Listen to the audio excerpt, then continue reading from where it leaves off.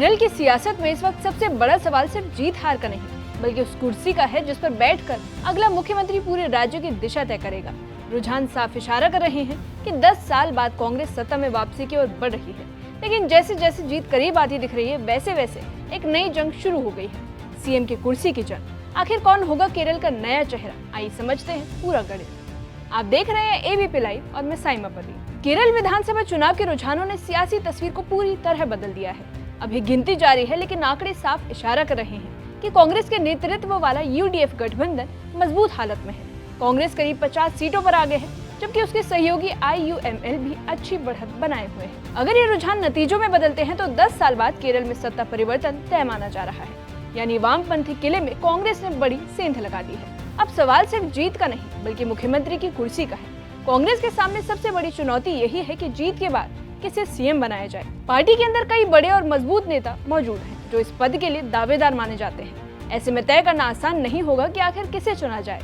अगर फैसला जल्दी और संतुलित तरीके से नहीं हुआ तो जीत के बाद भी पार्टी के अंदर असंतोष पैदा हो सकता है। कांग्रेस की इस बढ़त के पीछे एक बड़ा कारण एंटी इनकम्बेंसी भी माना जा रहा है। पिनरई विजयन के नेतृत्व वाली एलडीएफ सरकार लगातार 2 बार सत्ता में रही है। इतने लंबे समय के बाद लोगों में बदलाव की इच्छा दिखाई दे रही है और इसी नाराजगी का फायदा कांग्रेस को मिला है। और यही वजह है कि इस बार चुनाव में मुकाबला एक तरफा नहीं, बल्कि कांग्रेस ने मजबूत वापसी करते हुए खुद को सबसे बड़ी ताकत के रूप में पेश किया है।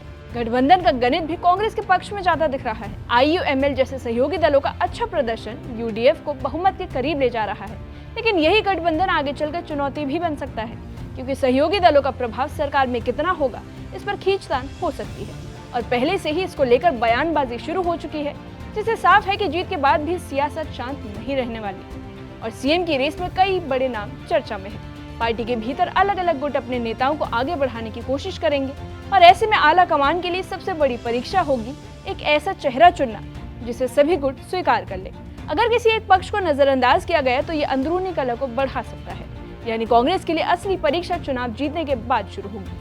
केरल में मुख्यमंत्री पद की रेस में शशि थरूर का नाम तेजी से उभरता हुआ दिखाई दे रहा है। तिरुवनंतपुरम से सांसद शशि थरूर कांग्रेस के वरिष्ठ और हाई प्रोफाइल नेताओं में गिने जाते हैं, जो साल 2009 से लगातार इस सीट से जीत दर्ज करते आ रहे हैं। वहीं उनकी पहचान एक मुखर और अंतर्राष्ट्रीय छवि वाले नेता के तौर पर है। केंद्र सरकार में वे विदेश राज्य मंत्री और मानव संसाधन विकास राज्य मंत्री जैसी अहम जिम्मेदारियां संभाल चुके हैं। राजनीति में आने से पहले शशि थरूर ने संयुक्त राष्ट्र में करीब 29 सालों तक काम किया और अंडर सेक्रेटरी जनरल जैसे बड़े पद पर कार्यरत रहे। खास बात यह है कि साल 2006 में वे संयुक्त राष्ट्र महासचिव पद की रेस में दूसरे स्थान पर रहे और ऐसे में उनका अनुभव, वैश्विक पहचान और साफ सुथरी छवि उन्हें मुख्यमंत्री पद के मजबूत दावेदारों में शामिल करती है।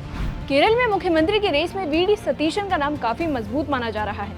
वो फिलहाल केरल विधानसभा में नेता प्रतिपक्ष है और राज्य में कांग्रेस के प्रमुख चेहरों में गिने जाते हैं। साल 2001 से लगातार एर्नाकुलम जिले की पारवूर सीट से जीतते आ रहे हैं। सतीशन की जमीनी पकड़ काफी मजबूत मानी जाती है। उन्हें आईयूएमएल जैसे सहयोगी दलों का भी समर्थन मिलता रहा है, जो उनके पक्ष को और मजबूत बनाता है। वहीं साल 2021 के चुनाव के बाद कांग्रेस ने उन्हें विपक्ष का नेता बनाया, जिससे उनकी राजनीतिक अहमियत और बढ़ी है। वहीं राजनीति में आने से पहले वे केरल हाईकोर्ट में वकालत कर चुके हैं। साथ ही ट्रेड यूनियन से जुड़ाव और श्रमिक संगठनों में सक्रिय भूमिका ने उन्हें एक जमीनी और मजबूत नेता की पहचान दी है। वहीं केरल में मुख्यमंत्री पद की रेस में रमेश चेन्नीथला एक मजबूत और अनुभवी दावेदार के रूप में सामने आते हैं। वो कांग्रेस के वरिष्ठ नेता हैं और कांग्रेस कार्य समिति के स्थायी आमंत्रित सदस्य रह चुके हैं। हरिपद सीट से लगातार जीत दर्ज करने वाले चेन्नीथला की राज्य की राजनीति में गहरी पकड़ मानी जाती है।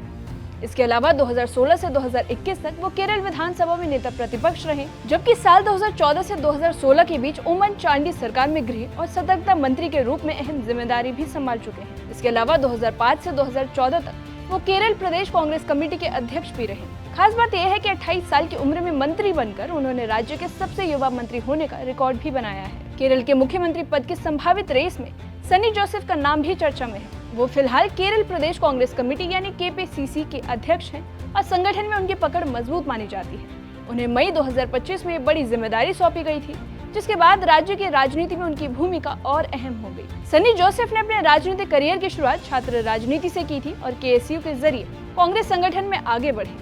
वो कन्नूर जिला कांग्रेस कमेटी के अध्यक्ष रह चुके हैं, जिससे उन्हें जमीनी स्तर पर संगठन चलाने का अनुभव मिला है। वहीं समर्थकों के बीच वो सनी वकील के नाम से जाने जाते हैं, क्योंकि राजनीति में आने से पहले वे पेशे से वकील थे। वहीं केरल में सोमवार को मतगणना के शुरुआती रुझानों ने सियासी तस्वीर लगभग साफ कर दी है। यूनाइटेड डेमोक्रेटिक फ्रंट यानी यूडीएफ, जिसमें इंडियन नेशनल कांग्रेस प्रमुख दल है, 140 में से करीब 100 सीटों पर बढ़त बनाता दिखा। वहीं एलडीएफ यानी लेफ्ट डेमोक्रेटिक फ्रंट सिर्फ 40 सीटों पर आगे है, जिससे सत्ता परिवर्तन के संकेत मिले हैं। और यही रुझान एग्जिट पोल के अनुमान के करीब भी नजर आते हैं, जिससे कांग्रेस खेमे में उत्साह बढ़ गया है। लेकिन इस संभावित जीत के साथ ही एक बड़ा सवाल खड़ा हो गया है कि अगर यूडीएफ सरकार बनाती है तो मुख्यमंत्री कौन बनेगा। पार्टी के भीतर कई दिग्गज नेता इस रेस में है, जिससे अब असली मुकाबला जीत के बाद ही शुरू होता दिख रहा है।